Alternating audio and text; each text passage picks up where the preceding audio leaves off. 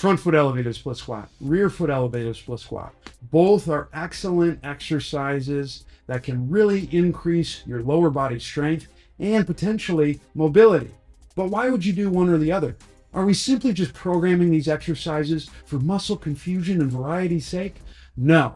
In fact, depending on what your movement needs and capabilities are, one could actually be better to program than the other. Or if you program the wrong one, it could be counterproductive to your training and range of motion gains.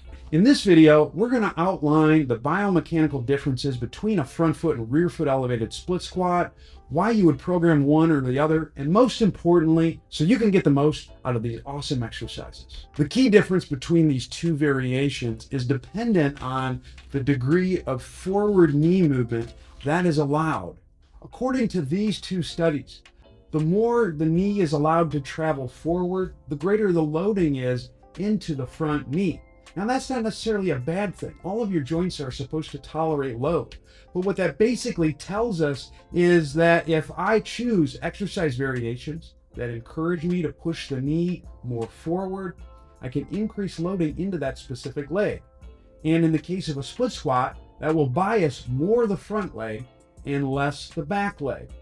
Now, we might not have direct research showing the difference in loading between a front foot and rear foot elevated split squat, but we do have a slinky, and a slinky can tell us all that we need to know when it comes to putting a leg on something and how that impacts loading. So if I take the two ends of a slinky and I put them like this, you're going to notice that there is a certain amount of the slinky rings on one side compared to the other. Now watch this. Watch what happens when I take something like a yoga block and I put one bottom end of the slinky on the block and the other on the ground. You're going to see that more of the slinky rings are now on the ground than they are on the yoga block. What does this tell us about loading when it comes to a split squat? Well, if you could imagine that the bottom of the slinky rings are your feet, and I put one foot on a raised surface, is going to shift the amount of weight that I put on that surface towards the foot that's on the ground. So if this was a front foot elevated split squat, I would have increased loading on the back leg. If this was a rear foot elevated split squat, I would have increased loading on the front leg.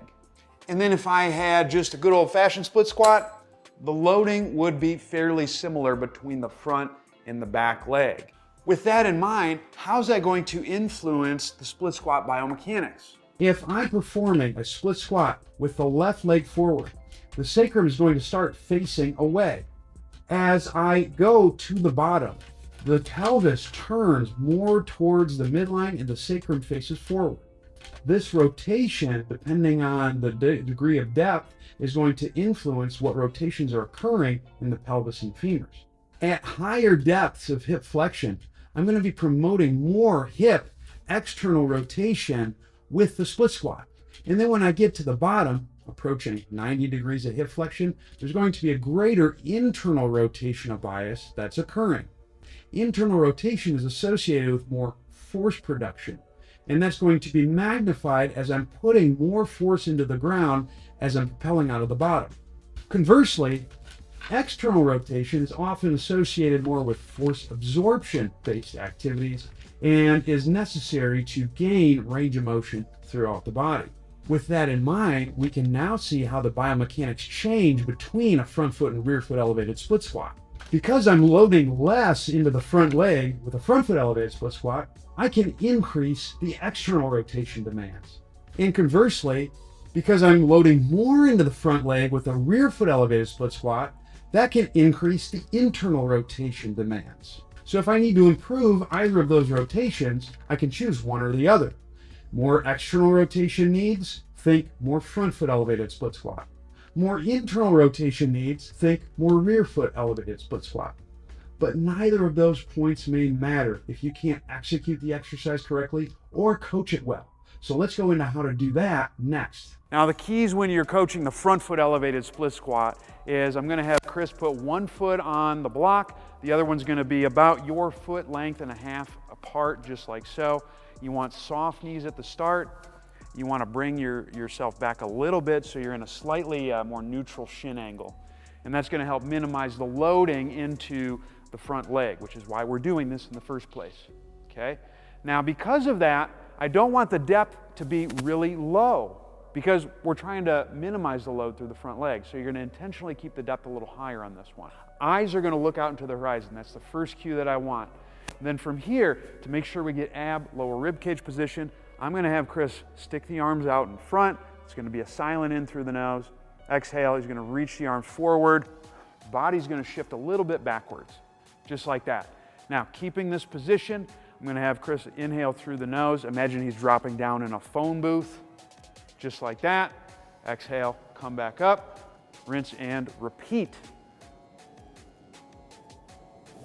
The most common errors that you're going to see with this variation, the first one is you'll see people lose heel contact on the front leg, just like that.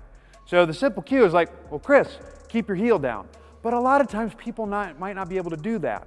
To circumvent that issue, we can add a ramp. And so what that's going to do is it's going to shift the weight back even further, and that's going to allow Chris to get heel contact more easily. If you got a high ramp like this, you're going to want to keep the depth not as low. The other way that you'll see people screw this up is by the knees sweeping out or the back leg bending. And the reason why that's happening is because when you're doing a split squat, ideally you're creating some element of turn towards the front leg. If it's too much loading, what will happen is people will turn the pelvis away from the front leg, and that's why the knees sweep out. That's also why a lot of times you'll see too much back hip bending or flexion as people are doing the split squat. So the solution would be, one, to limit depth, because remember, we're trying to offload the front leg with the front foot elevation. You could also increase the height. If I increase the height, now I've reduced the load through the front leg even further, which will make it easier for Chris to complete the turn. The third screw up that you'll see on the front foot elevated split squat is the Fat Joe screw up, leaning back. So sometimes people might do a reach, they'll end up shifting the hips way too far forward, and that's not something we want. The easy fix for that is to just make this split squat a little more hingy. And so what I'm going to cue Chris to do, if you're that person, is actually start with both feet on the box, and then I want you to start with soft knees.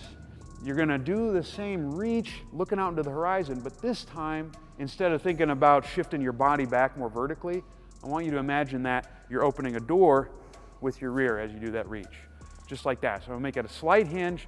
Chris is going to slide his leg off the box, making sure the back knee stays bent, because if he straightens the knee, that's going to load too much into the back leg, and you're just going to keep your depth nice and short, just like that. Now, when you're doing the rear foot elevated split squat, the first issue that most people have is with the setup, meaning how elevated the back leg is. In this case, I've intentionally put this pretty low for Chris, and there's a good reason for that. And that's because when you have the back leg way too high up, like on a bench, and the back knee's really bent, the hips in a lot of extension, that requires a ton of motion. And guess what, folks? Not a whole lot of people have that amount of hip mobility. So if you want to make rear foot elevated split squats go way smoother, you want to keep the back leg not that elevated to start. The cues are going to be pretty similar. For this, I want Chris to go ahead, and you're going to do the same stuff we did with the front foot elevated.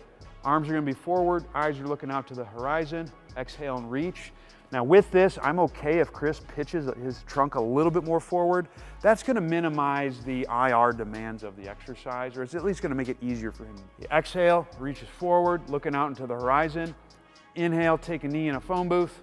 Exhale, push through the heel and come up. You'll notice if you zoom in, right here, Chris's heel is coming up just a little bit. And the reason why Chris's heel is coming up just a little bit is because he doesn't have the ability to produce internal rotation on that front leg, and so lifting the heel makes it easier. How can we help our dear friend Chris? The same strategy as we did before, add a ramp. Now that we got the ramp in play, we're going to go through the same cueing sequence, and you'll notice that it's going to be a lot easier for Chris to keep that heel contact on the rear foot elevated split squat. And there are the key differences between the front foot and the rear foot elevated split squat. But those aren't the only ways that we can change the loading parameters with this particular activity. If you want to try something else, you could also look at how to shift the load from the quads to the hips. And for that, I would check out this video right here where I elicit the key difference between trunk angle and how that influences loading in the legs during a split squat.